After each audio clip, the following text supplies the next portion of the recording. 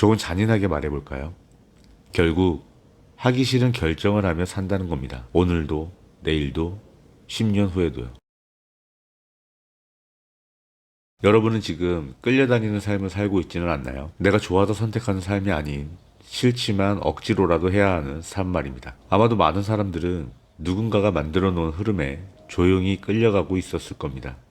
그렇게 오늘까지 왔겠죠. 알람이 울리며 눈을 뜨는 순간 우리는 이미 선택권을 잃습니다. 일어나야 하니까 일어나고 출근해야 하니까 준비합니다. 오늘 영상을 끝까지 보시면 새해 삶의 방향을 잡고 실제로 변화까지 시킬 수 있는 인사이트를 얻을 수 있을 겁니다. 새해에는 변해보겠다고 다짐하셨다면 영상을 끝까지 봐주세요.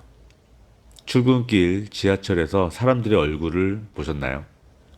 모두 핸드폰에 시선을 뺏긴 채 미래로 나아가는 게 아니라 현실에 끌려가고 있습니다. 결정권 없이 끌려다니는 삶과 주도적으로 선택하는 삶. 이 차이는 우리가 생각하는 것보다 훨씬 큽니다. 왜냐하면 이건 하루의 차이가 아니라 방향의 차이이기 때문이죠. 이해가 쉽도록 예를 한번 들어볼게요. 두 사람이 있습니다.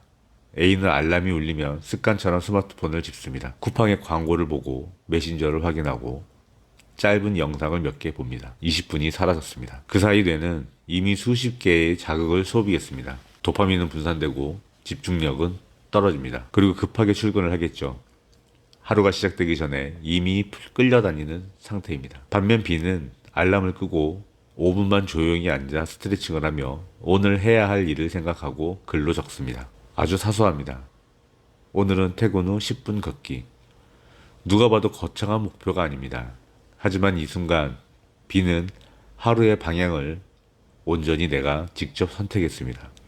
이 선택이 1년 동안 반복되면 어떻게 될까요? A는 하루 20분에서 30분씩 타인의 컨텐츠를 소비합니다. 1년이면 약 180시간 이상이죠. 책을 10권 이상 읽을 수 있고 운동으로 몸을 바꿀 수 있는 시간을 생산적이지 않은 일로 소비해버린 겁니다.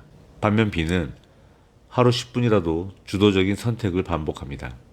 1년이면 약 60시간이고 60시간은 한 분야의 기초를 쌓기에 충분한 시간입니다. 삶의 방향이 완전히 달라지는 겁니다. 이 차이는 처음엔 작아 보이지만 1년 뒤에는 완전히 다른 사람이 됩니다. 우리는 매년 다짐합니다. 올해는 다르다. 이번에는 진짜다. 운동화를 사거나 책을 사고 다이어리를 삽니다. 그 순간은 뜨겁습니다. 이미 연봉이 1,000만 원은 더 오른 것 같아요. 그런데 왜 한 달도 못 가서 식어버릴까요? 왜 우리는 항상 같은 자리에 서 있을까요? 퇴근 후를 한번 떠올려 보세요. 지친 몸으로 할 수 있는 것은 아무것도 없습니다. 우리에겐 내일이 있으니 오늘은 그냥 쉬자는 생각이 들죠. 그리고 스마트폰을 켭니다. 1시간이 사라집니다. 내일부터 하자. 이런 하루가 반복됩니다. 도대체 이 말을 몇 년째 반복하고 있을까요? 가장 무서운 건 실패가 아닙니다. 가장 무서운 건 정체되어 있는 겁니다. 1년이 지나고 2년이 지나고 어느 날 통장 잔고를 봅니다. 대출금은 그대로인데 고정비는 늘어났습니다. 회사에서 매달릴 수밖에 없게 되고 선택권은 점점 줄어듭니다. 안정적인 게 최고라는 말로 위로하며 꿈은 줄어들고 책임은 늘어납니다. 그리고 우리는 다시 끌려갑니다. 조금 잔인하게 말해볼까요? 결국 하기 싫은 결정을 하며 산다는 겁니다. 오늘도, 내일도, 10년 후에도요. 그럼 우린 지금이라도 변해야 할까요? 아니면 그냥 살아야 할까요? 자, 지금부터가 정말 중요한 이야기예요. 우선 상황이 어떻든 자책하지 않는 것이 중요합니다. 나는 왜 이렇게 의지가 약할까? 지금까지 허비한 시간이 얼마나 많을까? 이런 생각을 멈추세요. 저도 그랬습니다. 계획은 세웠지만 실행을 하기까지 정말 힘들었어요. 다짐을 했지만 3일을 넘기기가 어려웠습니다. 그 이유는 제가 특별히 나약해서가 아니었습니다. 우리는 의지로 버티기 어려운 환경 속에서 살고 있기 때문입니다. 흔한 예를 한번 들어볼게요. 은행 업무를 보려고 잠깐 스마트폰을 켰지만 어느새 40분 넘게 쇼츠를 보고 있습니다. 잠들기 전에 머리도 식힐 겸 잠깐 본다는 게 새벽 2시가 넘습니다. 마치 내 얘기 같지 않나요? 이건 의지의 문제가 아니라 보상 구조의 문제입니다. 스마트폰은 단순히 편리한 기기가 아니에요. 그 안에는 수천 명의 심리학자, 행동설계 전문가들이 우리를 붙잡기 위해 연구한 결과물들이 들어있습니다. 짧은 영상은 강한 자극을 주고 도파민을 분비시킵니다. 짧고 강한 자극은 보상이라는 구조가 반복되기 때문에 우리는 멈추기 어렵게 되는 거죠. 우리 뇌는 생존을 최우선으로 하고 생존의 핵심은 에너지 전략입니다. 새로운 행동은 에너지를 많이 씁니다. 운동을 시작하는 것, 책을 읽는 것, 새로운 공부를 하는 것. 이 모든 건 전두엽을 사용합니다. 전두엽은 의사결정, 계획, 자기 통제를 담당하는데 이 부위는 쉽게 피로해지거든요. 반면 익숙한 행동은 기저핵에서 자동으로 처리됩니다. 그래서 퇴근 후 소파에 눕는 건 쉽고 운동복을 입는 건 어렵습니다. 뇌는 말해요. 익숙한 게 안전해. 새로운 건 위험해. 이 신호를 우리는 귀찮음으로 느낍니다. 그래서 변화를 싫어하는 게 아니라 뇌가 본능적으로 안전을 선택하는 것입니다. 지금까지 우리가 끌려다닐 수밖에 없었던 이유에 대해 이야기했는데 아주 간단한 방법으로 해결할 수 있는 방법이 있습니다. 세계 대부분의 부자들이 하고 있는 습관인데 그 이유와 효과가 과학적이며 매우 정확합니다. 자, 첫 번째로 산책을 하는 겁니다. 걷는 동안은 생각이 정리돼요. 햇빛을 받으면 세로토닌 분비가 증가하고 기분이 안정되고 충동적인 행동이 줄어듭니다. 실제로 많은 창업가와 리더들이 결정을 내릴 때 걷습니다.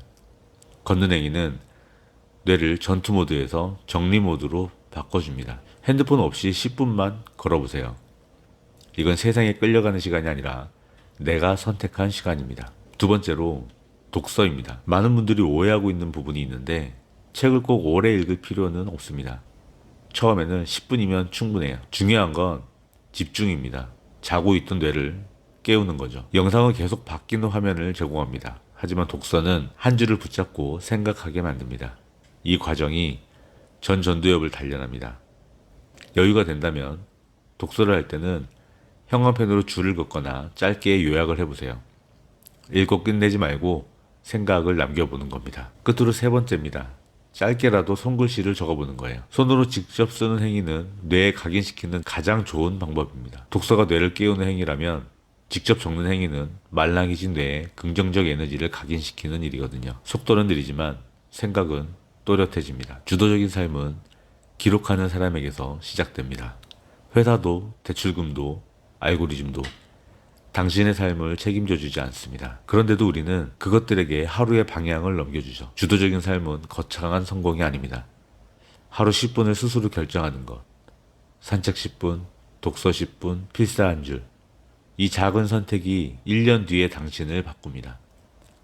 변화가 필요하다고 느끼신다면 오늘, 지금 당장 시작해야 됩니다. 댓글로 새해 목표를 적어보세요. 미래를 바꾸는 첫 번째 걸음이 될 것입니다. 우리는 끌려가지 않습니다. 우리는 미래를 만듭니다. 이상 미래를 만드는 사람들이었습니다.